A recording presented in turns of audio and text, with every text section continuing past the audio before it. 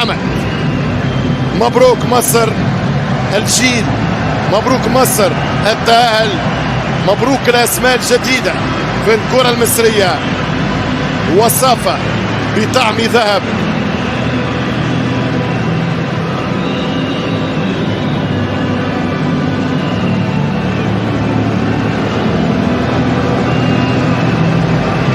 هذا جيل مونديال 2030 ومنهم أسماء ستكون قادرة على حمل المشعل وتمثيل المنتخب المصري في المونديال المكسيكي الكندي الأمريكي 2026. الآن هنا أمام الأنصار، هنا في قلعة الأسود في الرباط، المغرب تحتفل، المغرب لن تنام. صارت البطولة والتتويج ببطولة افريقيا اقل من 23 سنة.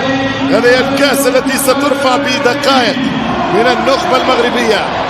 على مدى البطولة يستحقوا لعبوا مع الفرق الصعبة، الفرق القوية، الفرق الكبيرة. قابلوا غينيا، واجهوا غانا في طريقهم مالي، وتسلحوا بالعزيمة في فينال مصر لحصد الذهبية المستحقة. على مدى بطولة يستاهلوا التتويج، على مدى فينال لعبوا النهائي أو كسبوا النهائي ما لعبوش. وهكذا هي قاعدة الفاينلز أو النهايات. جيل ممتاز، أسماء بأندية أوروبية كبيرة، من بي اس في لستراسبور لتولوز للبارسا وما أدراك.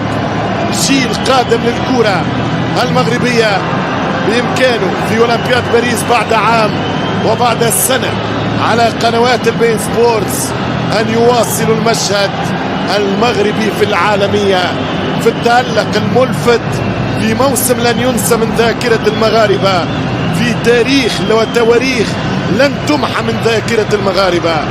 المغرب في هذا العام صار يلعب في العالمية، بين الصالات، بين الآنسات، بين أسود في الدوحة وبين الأولمبيين في باريس. المغرب عملت قفزة للأمام في صعيد الكرة المحلية والإفريقية. مبروك الأسود، التتويج والتاج أمام الأنصار وعصام الشرعي، اسم آخر من أولاد البلد يحققون المجد وينتصرون ببطولة.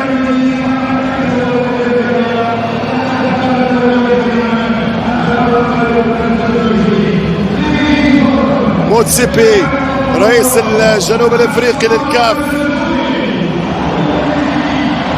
القائد الزلزولي، سيرفع كاس افريقيا. كاس افريقيا من شهرين للناشئين ضاعت في الدقائق الاخيره للتيرانجا. اليوم المغرب تستعيد الزعامه من خلال الاولمبي في موسم استثنائي للكره المغربيه وايضا للكره السنغاليه التي فازت بالشواطئ والشان والكان. الى كان جديد، الى مونديال افريقيا اسمر اخر، الى التقاء الاصدقاء والاشقاء، الى مباريات